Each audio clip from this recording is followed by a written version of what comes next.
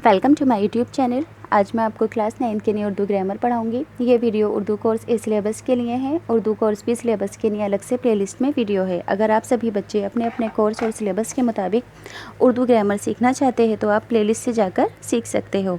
तो इस वीडियो में मैं आपको अपने बड़े भाई को ख़त लिखना सिखाऊंगी। अपने बड़े भाई को ख़त लिखिए और उन्हें बताइए कि जिसमें मौजूदा इम्तिहान पास करने के बाद तुम क्या करना चाहते हो, इस बात को इस ख़त के अंदर बताना है। पर इस ख़त को लिखना सिखाने से पहले मैं आपको ख़त लिखने का तरीका बताऊंगी, ताकि एग्ज़ाम में अगर कोई भी ख़त आए तो आप उसको बआसानी लिख पाओ। फॉर्मेट सिखा रही हूँ ख़त लिखने का। ख़तूत नवेसी, ख़तूत यानी कि ख़त की जमा को ख़तूत कहते हैं। तो यहाँ पर ख़तूत लिखने का, ख़त लिखने का तरीका जानेंगे। तो एक बात हमेशा ध्यान रखना कि ख़त यानी कि ख़तूत दो तरह के होते हैं। पहले होते हैं निजी ख़त और दूसरा कारोबारी ख़त।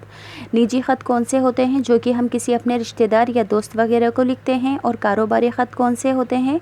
जो कि किसी भी एजुकेशनल ऑफिसर, एडिटर, प्रिंसिपल या पोस्ट मास्टर वगैरह को लिखे जाते हैं। तो ऐसे ख़तों को क्या कहते हैं? कारोबारी ख़त कहते हैं। किसी भी ख़त को लिखने के लिए इन 5 चीज़ों का लिखना ज़रूरी होता है। सबसे पहले लिखा जाता है पता, जिस इंसान को ख़त लिखते हैं उसका एड्रेस। फिर दूसरे नंबर पर आता है अलकाब, यानी कि जिस इंसान को हम ख़त लिख रहे हैं उसे किस नाम से रेस्पेक्ट के अंदर पुकारेंगे, जैसे कि प्यारे वालिद साहब, जनाबे आली, प्यारी बहन या बाजी वगैरह।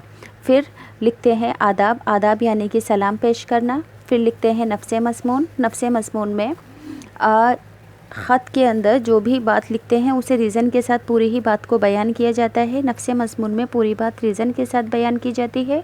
फिर बात रीज़न के साथ बयान करने के बाद आखिर में ख़ात्मा लिखते हैं, यानी कि ख़त का लास्ट वाला पॉइंट, जिसके अंदर ये लिखा जाता है कि आपकी फरमाबरदार शागिर्दा या आपकी प्यारी बेटी वगैरह। तो ध्यान रहेगा, सबसे पहले पता, फिर अलकाब, अलकाब यानी कि रेस्पेक्ट देने वाला कोई भी वर्ड जिसको हम ख़त लिख रहे हैं उस इंसान के लिए। फिर आदाब पेश करना। फिर नफ्से मज़मून में जिस रीज़न पर भी ख़त लिख रहे हैं उस बात को रीज़न के साथ पेश करना। और लास्ट के अंदर आता है ख़ात्मा। उम्मीद करती हूँ कि आपको ख़त लिखने का तरीका बहुत अच्छे से समझ आ गया होगा। तो अब ख़त लिखते हैं अपने बड़े भाई को, उन्हें ये बताने के लिए जिसमें मौजूदा इम्तिहान पास करने के बाद तुम क्या करने चाहते हो।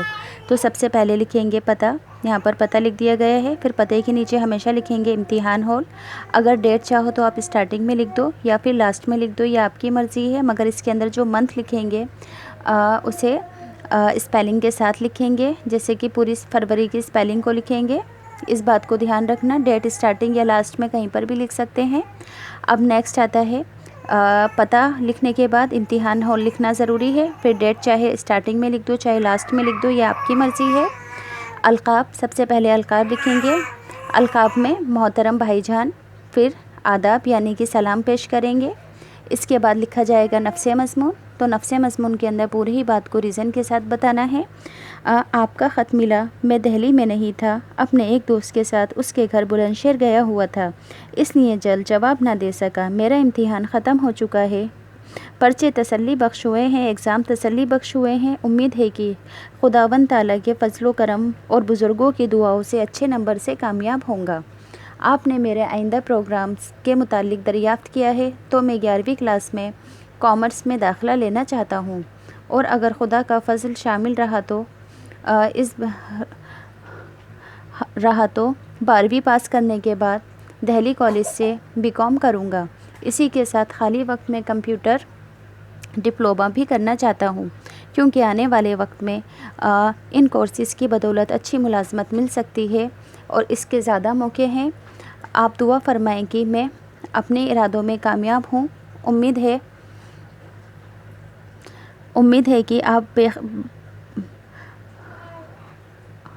बख़ैर आफ़ियत होंगे। अब लास्ट में लिखा जाता है ख़ात्मा, जिसमें लिखा जाता है आपका भाई, या फिर जैसे भाई को लिखा है तो यहाँ पर क्या लिखेंगे आपका भाई। अगर वालिद साहब होते तो क्या लिखते, उसके लिए आपका प्यारा बेटा वगैरह।